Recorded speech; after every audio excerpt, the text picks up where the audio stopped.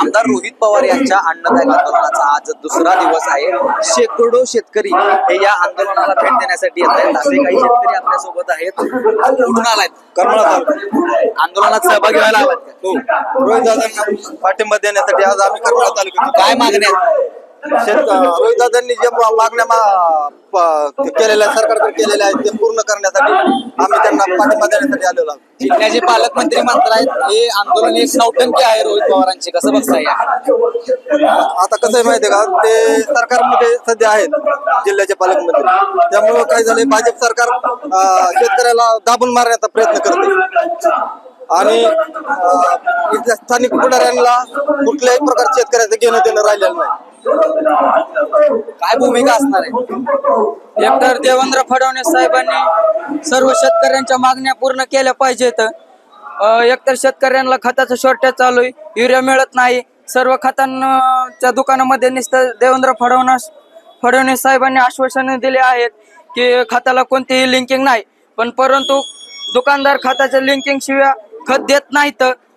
आणि राहिला प्रश्न कर्जमाफीचा, कर्जमाफी ही सर्व सरसकट कर्जमाफी 7/12 कोरा केला पाहिजे. त्यांनी निवडणुकीच्या काळात जसं आश्वासन दिलं होतं तसं त्यांनी त्यांचा शब्द पूर्ण केला पाहिजे. ह्या सरकारमध्ये सर्व फसवी लोक आहेत जे रोहित पवार साहेबांवर टीका करतात. ते फडणवीस साहेबांचे लालची लोक आहेत, सत्तेसाठी हपापलेले लोक आहेत आणि ते काही बोलू शकतात. एवढं बोलतो. अनेक नेत्यांकडून विविध प्रकारे टीका केली जाते रोहित पवारांवर, हे नौटंकी आहे वगैरे. काय कसं बघता येईल? त्यांनी इथं येऊन बघावं साक्षात नौटंकी आहे का काय. हे नुसतं म्हणण्याची गोष्ट नाही, अन्न त्याग आंदोलन करायचं. एक दिवस माणसाला उपाशी राहता येत नाही.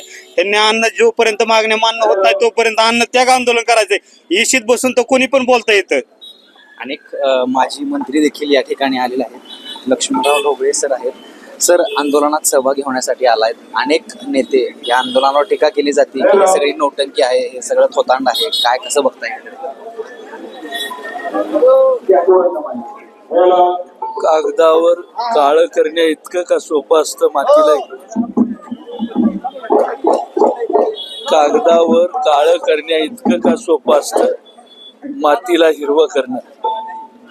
ज्याच्या बापाचं पोरग शेती करत त्यालाच या शेतीच्या अडचणी माहीत आहे. सगळ्यांना नीट समजावून देण्यासाठी देखील नीट बघितलं जात नाही.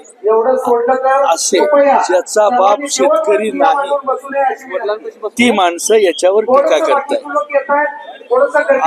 अचानक अवसान घातलीनं जो मालक झालाय शेतीचा तोच फक्त या शेतीवर टीका करू शकतो. शेतीत काम करणारा, राबणारा, शेतीचं संवर्धन करणारा असा जो शेतकरी आहे, राबणारा शेतकरी आहे, तो कधीच शेती धंद्यावर टीका करीत नाही. गोपीचंद पडळकर म्हणतायत हे आंदोलन सुरू आहे हे पोलिसांच्या संरक्षण मध्ये असावं आणि त्या खरंच करावा त्यांनी, असं त्यांचं म्हणणं आहे. कुणाला तरी बरं वाटावं ह्यासाठी नेमलेला माणूस आहे तो बोलतोय, बाकीचे असं बोलत नाही. आपण बघितलं तर हे आंदोलन असंच या ठिकाणी चालू आहे. शेकडो शेतकरी या आंदोलनाला भेट देण्यासाठी येत आहेत. दत्तात्रय देशमुख, story.com.